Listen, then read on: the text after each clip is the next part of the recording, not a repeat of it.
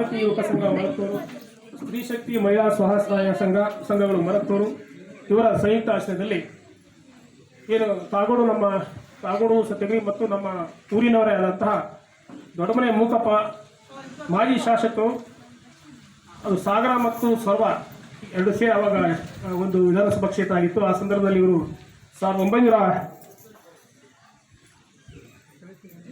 1957ರಲ್ಲಿ ಅವರು ಶಾಸಕರಾಗಿದ್ದರು. ಅವರ ಜನ್ಮ ತಿಂಗಳಿದು. ಆ ಕಾರಣಕ್ಕಾಗಿ ಆ ಪ್ರಯುಕ್ತವಾಗಿ ಊರಿನ ಎಲ್ಲ ನಮ್ಮ ಗ್ರಾಮಾಭಿವೃದ್ಧಿ ಸಂಘದ ಎಲ್ಲ ಹಿರಿಯರು ಮತ್ತು ಊರಿನ ಪ್ರಮುಖರೆಲ್ಲ ಸೇರಿಕೊಂಡು ಅಂಥ ಒಂದು ಮಹಾನ್ ವ್ಯಕ್ತಿ ಹುಟ್ಟಿದ ದಿನ ಇರೋದ್ರಿಂದ ಅವರ ಜನ್ಮದಿನದ ಪ್ರಯುಕ್ತವಾಗಿ ಒಂದು ಒಳ್ಳೆ ಕಾರ್ಯಕ್ರಮ ಕೊಡುವ ಅಂತ ಹೇಳಿ ಒಂದು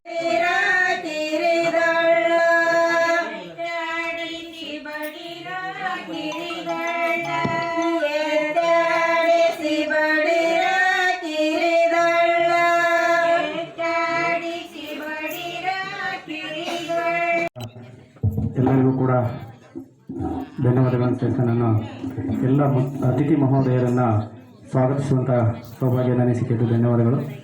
ಹಾಗೆಯೇ ಈ ಒಂದು ಕಾರ್ಯಕ್ರಮದ ಹಿರಿಯ ಜೀವ ಹಾಗೂ ನಿಮ್ಮೆಲ್ಲರ ನಡುವಿನ ಚೈತನ್ಯ ಶ್ರೀಮಾನ್ಯ ಪೂಜ್ಯ ಕಾಗೋಡು ತಿಮ್ಮಪ್ಪಾಜಿಯವರು ನಮ್ಮೂರಿಗೆ ಆಗಮಿಸಿದ್ದು ನಮ್ಮೂರಿನ ಹೆಮ್ಮೆ ಅನ್ಕೋತೀವಿ. ಇತ್ತೀಚಿನ ದಿನಗಳಲ್ಲಿ ಅವರಿಗೂ ಕೂಡ ನಮ್ಮ ಊರಿನ ಗ್ರಾಮದ ಪರವಾಗಿ ಹಾಗೂ ಏನು ದಲಿತ ಸಂಘರ್ಷ ಸಮಿತಿ, ಜನಸಂಘ, ಹೋರಾಟ ಸಮಿತಿ, ರೈತ ಸಂಘ, ಸ್ತ್ರೀ ಶಕ್ತಿ ಸಂಘ, ಮಾರುತಿ ಯುವಕ ಸಂಘ ಹಾಗೂ ನಮ್ಮೆಲ್ಲ ಊರಿನ ಸಂಘ ಸಂಸ್ಥೆಗಳ ಪರವಾಗಿ ಅವರಿಗೆ ನಾವು ಸ್ವಾಗತವನ್ನು ಕೋರ್ತಾ ಇದ್ದೀವಿ.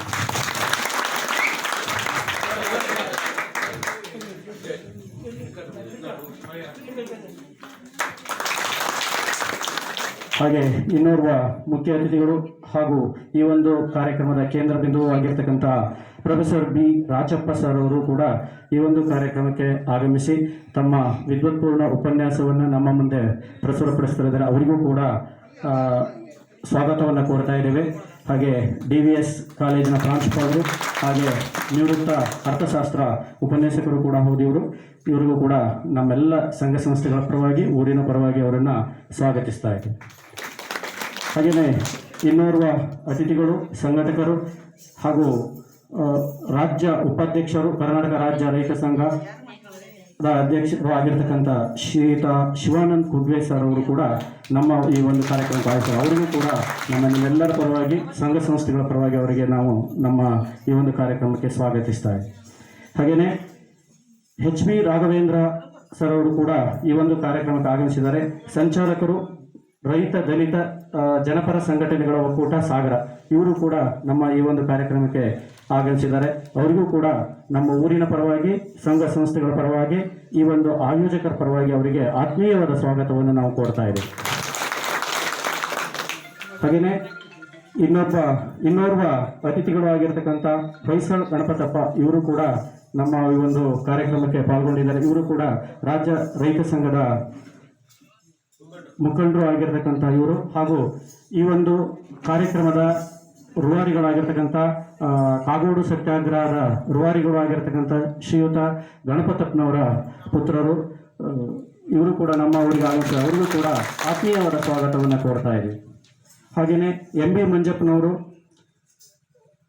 ರೈತ ಸಂಘ, ಸಂಯುಕ್ತ ರೈತ ಸಂಘದ ಅಧ್ಯಕ್ಷರು, ಇವರು ಕೂಡ ಹಿರೇನೆಲ್ಲೂರು, ಇವರು ಕೂಡ ನಮ್ಮ ಊರಿಗೆ ಬಂದು ಈ ಒಂದು ಕಾರ್ಯಕ್ರಮ ಪಾಲ್ಗೊಂಡಿದ್ದಾರೆ. ಇವರಿಗೂ ಕೂಡ ಆತ್ಮೀಯವಾದ ಸ್ವಾಗತವನ್ನು ಕೋರ್ತಾ ಇದ್ದೇವೆ.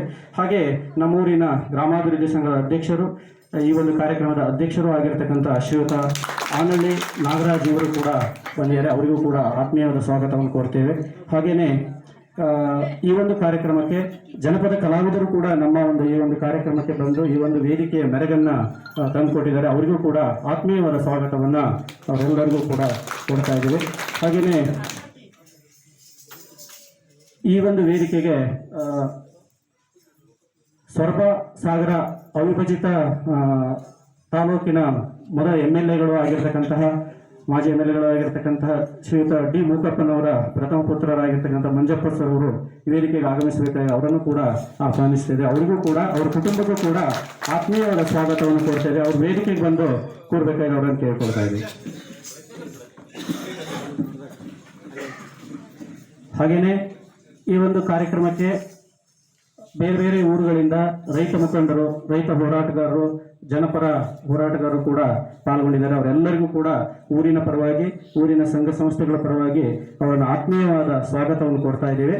ಹಾಗೆಯೇ ಈ ಒಂದು ಕಾರ್ಯಕ್ರಮಕ್ಕೆ ಪಾಲ್ಗೊಂಡಿರ್ತಕ್ಕಂತಹ ನಮ್ಮ ಊರಿನ ಗ್ರಾಮಸ್ಥರು, ಮಹಿಳೆಯರು, ಸ್ತ್ರೀ ಶಕ್ತಿ ಸಂಘದ ವಿವಿಧ ಪದಾಧಿಕಾರಿಗಳು, ನಿಮ್ಮೆಲ್ಲರಿಗೂ ಕೂಡ ಆತ್ಮೀಯವಾದ ಸ್ವಾಗತವನ್ನು ಈ ಒಂದು ಕಾರ್ಯಕ್ರಮ ಕೋರ್ತಾ ಅವಕಾಶಕ್ಕಾಗಿ ಧನ್ಯವಾದಗಳನ್ನು ಕಲ್ಪಿಸ್ತಾ ನನ್ನ ಭಾಷಣ. ಹಾಗೆಯೇ ಮಾಧ್ಯಮದವರು ಕೂಡ ಈ ಒಂದು ಕಾರ್ಯಕ್ರಮಕ್ಕೆ ಪಾಲ್ಗೊಂಡು ಇಲ್ಲಿ ಪಾಲ್ಗೊಂಡಿದ್ದಾರೆ. ಅವರಿಗೂ ಕೂಡ ಧನ್ಯವಾದಗಳನ್ನು ಅರ್ಪಿಸ್ತೇವೆ. ತಂಗಿ ಬಾರವ್ವ ಬಾರೆ ರೈತನ ಮಗಳೇ, ತಂಗಿ ಬಾರವ್ವ ಬಾರೆ ರೈತನ ಮಗಳೇ, ತೋರಿ ಗಂಗಿ ಶಿವಡೆದ ಉಂಬಾಳೆ, ತೋರಿ ಗಂಗಿ ಶಿವಡೆದ ಉಂಬಾಳೆ.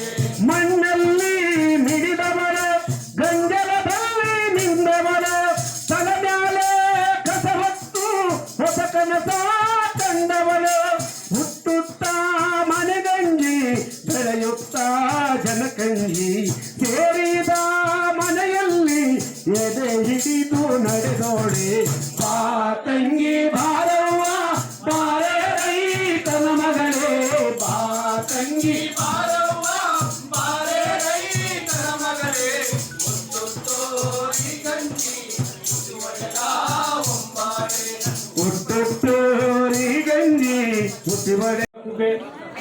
ರೈತ ಸಂಘ ರಾಜ್ಯ ಉಪಾಧ್ಯಕ್ಷರಂತ ಕುಗ್ಗೆ ಶಿವಣ್ಣವರು ಮಾತಾಡೋದಕ್ಕೆ ಪ್ರಸ್ತಾವಿಕ ಭಾಷೆ. ಗೇಣಿ ರೈತರ ಹೋರಾಟಕ್ಕೆ 75 ವರ್ಷ ಈಗ.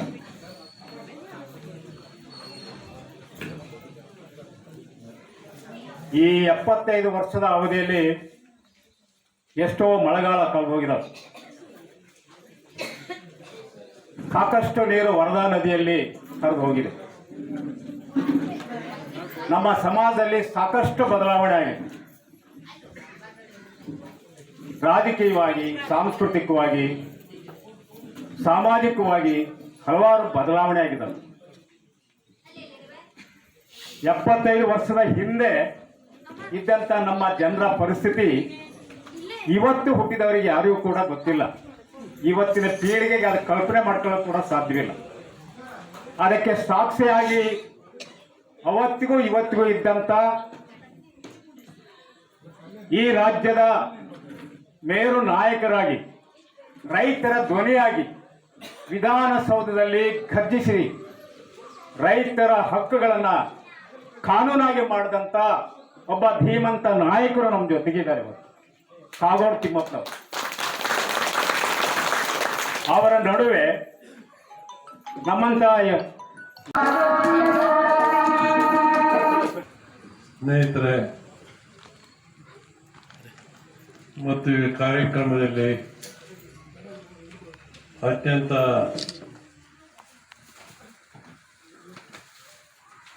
ಸ್ವಾಭಿಮಾನದಿಂದ ಭಾಗವಹಿಸಿರ್ತಕ್ಕಂಥ ನಮ್ಮ ಮರ್ತೂರಿನ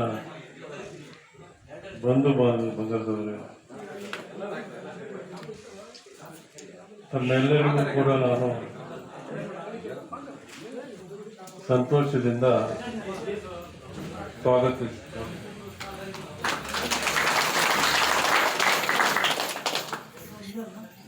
ನನಗೂ ವಯಸ್ಸಾದ ಕಾರಣ ಹೆಚ್ಚು ಮಾತನಾಡೋದಕ್ಕೆ ಆಗೋದಿಲ್ಲ.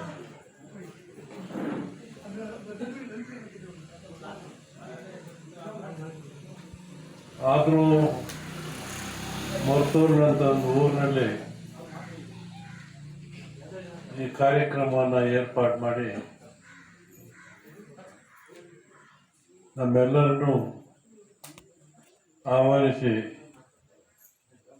ಈ ಕಾರ್ಯಕ್ರಮವನ್ನು ಹಂಚಿಕೊಂಡಿದ್ದಾರೆ. ಅವರಿಗೆ ಎಷ್ಟು ಸಂತೋಷ ಹೇಳಿದ್ರು ಸಾಕಾಗಲ್ಲ.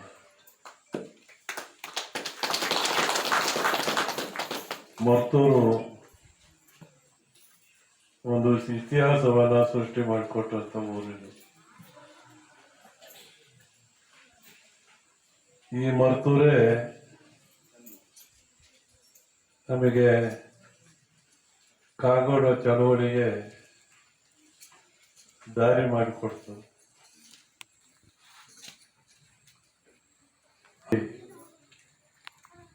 ಕೇವಲ ಸಾಗರದಲ್ಲಿ ಅಲ್ಲ,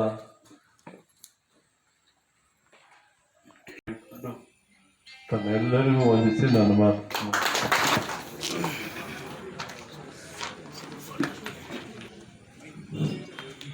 ವಿರಹ ಹಾಗೂ ತಮ್ಮ ಹಳೆಯ ನೆನಪುಗಳನ್ನು ಮೆಲುಕು ಹಾಕಿ ತಮ್ಮ ಸುದೀರ್ಘ ಹೋರಾಟ ಮತ್ತು ರಾಜಕೀಯ ಜೀವನದ ಅನುಭವ ಹಾಗೂ ಮರ್ತೂರಿನ ನಡುವಿನ ನಂಟನ್ನು ಅವರು ತಮ್ಮ ಜೊತೆ ಹಂಚಿಕೊಂಡಿದ್ದಾರೆ.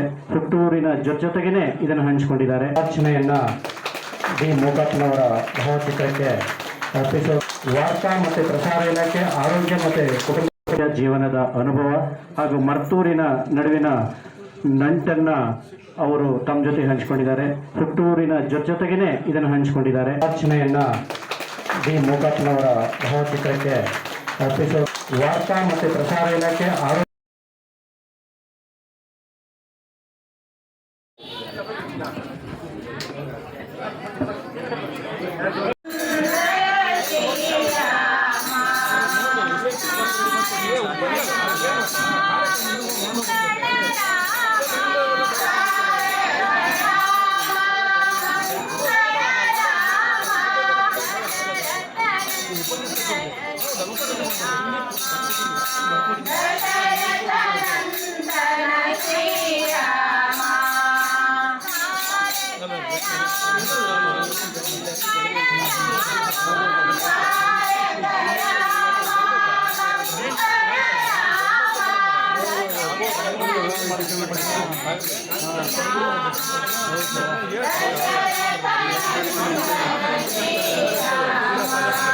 ರಾಚಪ್ಪ ಅವರಿಂದ ಉಪನ್ಯಾಸ. ಮರ್ತೂರಿನ ಗ್ರಾಮಸ್ಥರೇ ಹಾಗೂ ವಿವಿಧ ಸಂಘಟನೆಗಳ ಮುಖಂಡರೇ ಮತ್ತು ಬಹುಮುಖ್ಯವಾಗಿ ಇವತ್ತು ಕಾಗೋಡು ರೈತ ಚಳವಳಿಗೆ ಸಂಬಂಧಪಟ್ಟಂತೆ ಅನೇಕ ಮಾಹಿತಿಗಳನ್ನು ಹಂಚಿಕೊಂಡಂತ ನಾನು ಅವರ ಹೆಸರನ್ನ ಹೇಳಲೇಬೇಕಾಗುತ್ತೆ. ಶ್ರೀಯುತ ಕಾಗೋಡು ತಿಮ್ಮಪ್ಪನವರೇ ಮತ್ತು ಇವತ್ತಿನ ಕಾರ್ಯಕ್ರಮವನ್ನು ಹಮ್ಮಿಕೊಂಡಿರ್ತಕ್ಕಂಥ ಎಲ್ಲ ಮುಖಂಡರೇ ಮತ್ತು ಸಂಘ ಸಂಸ್ಥೆಗಳ ನಾಯಕರು. ಪ್ರಾಯಶಃ ನಾವು ಇದುವರೆಗೂ ಕಾಗೋಡು ಹೆಸರನ್ನು ಮಾತ್ರ ಕೇಳ್ತಾ ಇದ್ವಿ, ಮರ್ತೂರು ಹೆಸರನ್ನು ನಾವು ಕೇಳಿರಲಿಲ್ಲ. ಆದರೆ ಮರ್ತೂರು ಹೆಸರನ್ನು ಇವತ್ತು ಜ್ಞಾಪಿಸ್ಕೊಳ್ಳೋದಕ್ಕೆ ಕಾರಣಕರ್ತರು ಅಂತ ಅಂದರೆ ಇಲ್ಲಿರ್ತಕ್ಕಂಥ ಮರ್ತೂರಿನ ಗ್ರಾಮಸ್ಥರು ಮತ್ತು ಈ ವೇದಿಕೆ ಮೇಲೆ ಇರ್ತಕ್ಕಂಥ ಮುಖಂಡರು ಮತ್ತು ವಿವಿಧ ಸಂಘಟನೆಗಳ ನಾಯಕರು ಅಂತ ಅಂದ್ಬಿಟ್ಟು ನಾನು ಭಾವಿಸ್ಕೊಳ್ತೇನೆ. ನನಗೆ ಒಂದು ಅರ್ಧ ಗಂಟೆ ಒಳಗೆ ಮಾತನಾಡಿ ಅಂತ ಅಂದ್ಬಿಟ್ಟು ಹೇಳಿದ್ದಾರೆ. ಅಷ್ಟರಲ್ಲಿ ನನ್ನ ಮಾತನ್ನು ಮುಗಿಸೋದಕ್ಕೆ ನಾನು ಪ್ರಯತ್ನಿಸ್ತೀನಿ. ಈಗ ಟೈಮು 6 ಗಂಟೆಯ ಜೀವ ಒಂದು ಮಾತನ್ನು ಹೇಳಿದ್ರು. ಏನು ಅಂತ ಅಂದರೆ ಮರ್ತೂರು ಭೂಮಿ ಇದೆಯಲ್ಲ ಅದು ಸ್ವರ್ಗದಂಥ ಭೂಮಿ. ಯಾಕೆ ಈ ಊರನ್ನ ಸ್ವರ್ಗದಂಥ ಭೂಮಿ ಅಂತ ಅಂದ್ಬಿಟ್ಟು ಹೇಳ್ತೀವಿ ಅಂತ ಅಂದರೆ ಕಾಗೋಡು ಚಳವಳಿಗೆ ಜೀವವನ್ನು ತುಂಬಿದ ಮರ್ತೂರು ಮೂಕಪ್ಪನವರು ಹುಟ್ಟಿದಂಥ ಒಂದು ಜಾಗ ಇದು. ಪ್ರಾಯಶಃ ಅವರು ನಿಜವಾದ ದೇವರು ನಿಮಗೆ. ಅವರು ಏನಾದ್ರೂ ಹುಟ್ಟಿ ಬಾರದೆ ಹೋಗಿದ್ರೆ ಪ್ರಾಯಶಃ ಇವತ್ತು ನಿಮ್ಮ ಜೀವನದ ಸ್ಥಿತಿಗತಿ ಈ ರೀತಿ ಇರ್ತಿರ್ಲಿಲ್ಲ ಅಂತಕ್ಕಂಥದ್ದು. ನಾನು ಇವತ್ತು ಅನೇಕ ಮರ್ತೂರಿನ ಗ್ರಾಮಸ್ಥರನ್ನ ಗಮನಿಸ್ತಾ ಇದ್ದೀನಿ. ನೀವೆಲ್ಲ ಇವತ್ತು ಪ್ಯಾಂಟು ಶರ್ಟು ಹಾಕ್ಕೊಂಡಿದ್ದೀರಿ, ಕ್ರಾಫ್ ಕಟ್ಟಿಂಗನ್ನು ಮಾಡಿಸ್ಕೊಂಡಿದ್ದೀರಿ, ಸ್ತ್ರೀಯರು ಒಳ್ಳೆ ಬಟ್ಟೆಗಳನ್ನು ಹಾಕ್ಕೊಂಡಿದ್ದೀರಿ, ಹಾಗೆಯೇ ಸ್ತ್ರೀಯರು ಬಂಗಾರದ ಬಳೆಗಳನ್ನು ಅಥವಾ ಸರಗಳನ್ನು ಹಾಕ್ಕೊಂಡು ಬಂದಿದ್ದೀರಿ. ಇಂತಹ ಒಂದು ಪರಿಸ್ಥಿತಿ 75 ವರ್ಷಗಳ ಮೊದಲು ಇತ್ತ ಅಂತ ಅಂದರೆ ಖಂಡಿತ ಇರಲಿಲ್ಲ. ಅವರ ಎದುರು ತಗ್ಗಿ ಬಗ್ಗಿ ನಡೆಯತಕ್ಕಂಥ ಒಂದು ಸ್ಥಿತಿ ಇತ್ತು ಅಂತಕ್ಕಂಥದ್ದನ್ನು ನಾವು ಕಾಣ್ತೇವೆ. ಪ್ರಾಯಶಃ 1951ನೇ ಇಸ್ವಿಕ್ಕಿಂತ ಮೊದಲು ನಿಮ್ ಯಾರಿಗೂ ಭೂಮಿ ಅಂತಕ್ಕಂಥದ್ದು ಇರಲಿಲ್ಲ. ಇನ್ನು ಭೂಮಿ ಇಲ್ಲದೆ ಇದ್ಮೇಲೆ ಪಟ್ಟ ಅಂತಕ್ಕಂಥದ್ದು ಇರಲಿಲ್ಲ, ಅಥವಾ ನಿಮಗೆ ಯಾವುದೇ ರೀತಿಯ ಹಿಡುವಳಿಯ ಒಂದು ಆಗಿದ್ರು ಅಂತ ಅಂದ್ಬಿಟ್ಟು ವಸ್ತುಶಃ ನಾವು ಜೀತಗಾರರೇ ಆಗಿದ್ವಿ ಅಂತ ಅಂದ್ಬಿಟ್ಟು. ಯಾಕೆ ಅಂತ ಅಂದ್ರೆ ನಾವು ಹುಟ್ಟಿನಿಂದಲೇ ಆ ಪೊಲಿಗರ ಹೋರಾಟ ಅಂತ ಅಂದ್ಬಿಟ್ಟು ಕರಿತೀವಿ. ಹಾಗೇನೆ ಅದು ಕಾಗೋಡು ಊರಿನಲ್ಲಿ ಆ ಚಳವಳಿ ರೂಪಿತ ಆಗಿದ್ರಿಂದ ಅದನ್ನ ಕಾಗೋಡು ಸತ್ಯಾಗ್ರಹ ಅಂತನೂ ಕರಿತೀವಿ.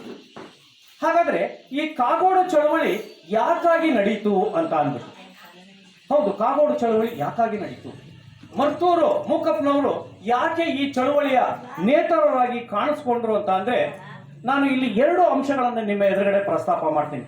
ಒಂದು ಆರ್ಥಿಕ ಅಂಶಗಳು, ಮತ್ತೊಂದು ಸಾಮಾಜಿಕ ಅಂಶಗಳು. ಈ ಆರ್ಥಿಕ ಮತ್ತು ಸಾಮಾಜಿಕ ಅಂಶಗಳನ್ನ ಈಗಾಗಲೇ ಶಿವಾನಂದ ಕುಬ್ಬೆ ಅವರು ನಿಮಗೆ ಹೇಳಿದ್ದಾರೆ.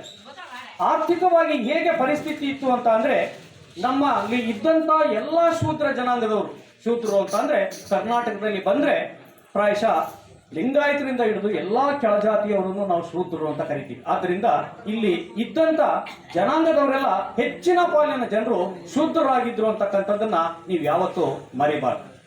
ಇವರ ಆರ್ಥಿಕ ಪರಿಸ್ಥಿತಿ ಹೇಗಿತ್ತು ಅಂತ ಅಂದ್ರೆ, ಗೇಣಿಯನ್ನ ಮಾಡ್ತಕ್ಕಂಥ ಒಂದು ಪರಿಸ್ಥಿತಿ, ಅಂದ್ರೆ ಕೂಲಿಯನ್ನ ಮಾಡ್ತಕ್ಕಂಥ ಒಂದು ಪರಿಸ್ಥಿತಿ. ಬೇರೆಯವರಿಗೆ ಸೇರಿದ ಜಮೀನಿನಲ್ಲಿ ಅವರು ದುಡಿಮೆಯನ್ನ ಮಾಡಬೇಕಾಗಿತ್ತು. ವರ್ಷ ಪೂರ್ತಿ ದುಡಿದು 1 ಚೀಲ ಭತ್ತವನ್ನ ಬೆಳೆದ್ರೆ ಅವರು ಎಷ್ಟು ಗೇಣಿಯನ್ನು ಕೊಡಬೇಕಾಗಿತ್ತು ಅಂತ ಅಂದ್ರೆ ಸುಮಾರು 50ರಿಂದ 70%. ಅಂದ್ರೆ 100 ಸೇರು ಭತ್ತವನ್ನ ನೀವು ಬೆಳೆದ್ರೆ ಅವರಿಗೆ ಎಷ್ಟು ಗೇಣಿಯನ್ನು ಕೊಡಬೇಕಾಗಿತ್ತು? 50ರಿಂದ 70% ಅಂತ ಅಂದ್ರೆ 50ರಿಂದ 70 ಸೇರ್ ಕೊಡಬೇಕಾಗಿತ್ತು. ಇನ್ನು 30 ಸೇರ್ನಲ್ಲಿ ನೀವು ಜೀವನ ಮಾಡಬೇಕಾದಂತ ಪರಿಸ್ಥಿತಿ ಇತ್ತು ಅಂತಕ್ಕಂಥದ್ದನ್ನ ನಾವು ಗಮನಿಸಿದ್ರೆ ನಮ್ಮ ಪರಿಸ್ಥಿತಿ ಯಾವ ಪ್ರಮಾಣದಲ್ಲಿ ಇತ್ತು ಅಂತ ಅಂದ್ಬಿಟ್ಟು ಅರ್ಥ ಆಗುತ್ತೆ. ಜಮೀನಿನಿಂದ ನಿಮ್ಮನ್ನ ಓಡಿಸ್ಬಿಡ್ತಾ ಇದ್ರು. ಯಾಕೆ ಅಂತ ಅಂದ್ರೆ ಯಾವುದೇ ಕಾನೂನುಗಳು ನಿಮ್ಮ ಪರವಾಗಿ ಇರಲಿಲ್ಲ, ಯಾವುದೇ ಕಾನೂನುಗಳು ನಿಮ್ಮ ಪರವಾಗಿ ಇರಲಿಲ್ಲ. ಆದ್ರಿಂದ ಒಂದು ರೀತಿಯಲ್ಲಿ ನಾನು ನಿಮಗೆ ಪುನಃ ಜ್ಞಾಪಿಸ್ತಾ ಇದ್ದೀನಿ, ನಮ್ಮ ಜನಗಳು ಸುಮಾರು 3000 ವರ್ಷಗಳ ಇತಿಹಾಸದಲ್ಲಿ